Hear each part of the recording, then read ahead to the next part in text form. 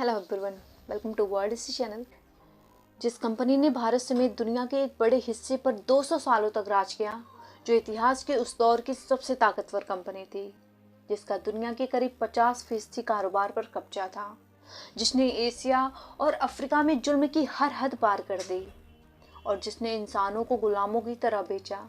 तो गाइस, आज के इस वीडियो में हम जानेंगे भारत पर राज करने वाली ईस्ट इंडिया कंपनी के बारे में, जो आज के समय में कहाँ है।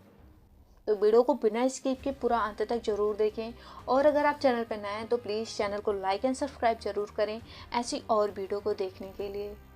तो मैं बात कर रही हूँ ईस्ट इंडिया कंपनी की, जो सन 1600 में भारत आई थी व्यापारिक इरादे से, लेकिन धीरे धीरे देश की राजनीतिक व्यवस्था में दखल देते हुए भारत पर राज करना शुरू कर दिया।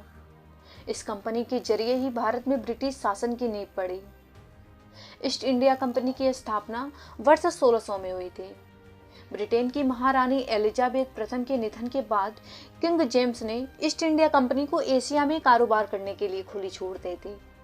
शुरुआत में कंपनी भारतीय मसालों, चाय, सूत, नील इत्यादि को इंग्लैंड और बाकी यूरोप में महंगे दामों में बेचकर बेतहाशा मुनाफा कर रही थी।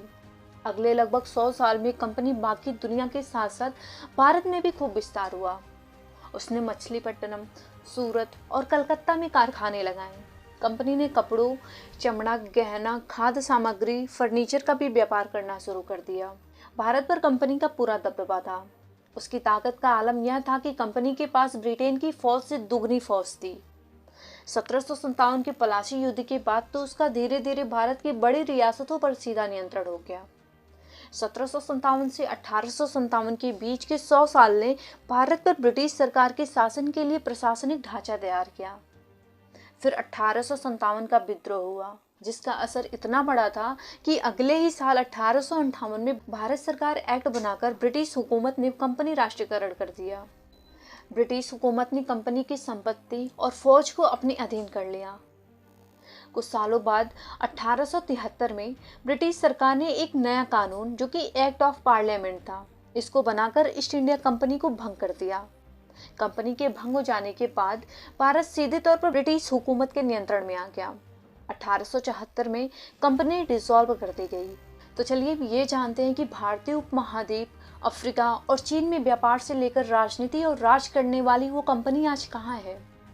Alphabet, Google, Microsoft, Amazon, Meta, Facebook, Apple, Twitter जैसी अमेरिकी महाकंपनियों के आर्थिक साम्राज्य के दौर में आखिर वो कहाँ है।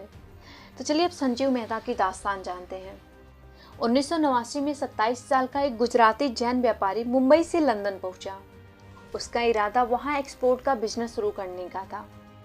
अगले 15 साल में उसने यूरोप के कई देशों में हर तरह की चीजें खरीदने बेचने का कारोबार किया। घड़ी और फर्नीचर से शुरू हुई उनकी कंपनी बाद में बड़े ब्रांड्स के सामान भी बेचने लगी। 2003 में संजीव की मुलाकात कुछ ऐसे लोगों से हुई जिनके पास ईस्ट इंडिया कंपनी के स्टॉक थे। वे 1874 में डिसॉल्व हुई कंपनी को रिवाइव करने की कोशिश कर रहे थे। उसके बाद उन्होंने कंपनी से जुड़े पुराने लोगो और झंडे आदि के भी अधिकार ले लिए, लेकिन उनमें से किसी भी के लिए कंपनी के नाम का वो मतलब नहीं था जो कंपनी और ब्रिटिश राज की गुलामी में रहे एक भारतीय व्यापारी के लिए था। संजीव की नज़रों में ईस्ट इंडिया कंपनी नाम का मतलब साफ था, लूट, दमन और गुलामी। उन्होंने सोच लिया था कि वो इस कंपनी के मालिक बनेंगे और पुरानी ईस्ट इंडिया कंपनी के डिसॉल्व होने के ठीक 131 साल 48,000 दिनों के बाद एक भारतीय ईस्ट इंडिया कंपनी का मालिक बना। संजीव मेहता ने 2005 में कंपनी में अपना दखल हासिल किया और कंपनी को लग्जरी टी, कॉफ़ी और खाद्य पदार्थों के कारोबार में एक नया ब्रांड बनाकर कंपनी को नई पहचान दी। उसके बाद लग्जरी गिफ्ट, सेंट और अन्य सामानों को ई कॉमर्स के माध्यम से बेचने लगी। 15 अगस्त 2010 को संजीव मेहता ने कंपनी का पहला स्टोर लंदन रिहायशी इलाकों में मेफेयर में खोला।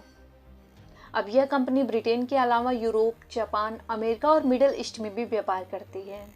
अब यह कंपनी साम्राज्यवादी उपनिवेश का प्रतीक नहीं है और सिर्फ कारोबार से वास्ता रखती है। लेकिन दिलचस्प यह है कि सदियों पहले की तरह अब भी इस कंपनी का एक प्रमुख कारोबार चाय और मसालों से जुड़ा है। जाहिर कंपनी की अपनी फौज और अपना जासूसी विभाग नहीं है। ब्रिटेन में महारानी आज भी हैं, लेकिन इस नई ईस्ट इंडिया कंपनी पर उनकी सरपरस्ती नहीं है।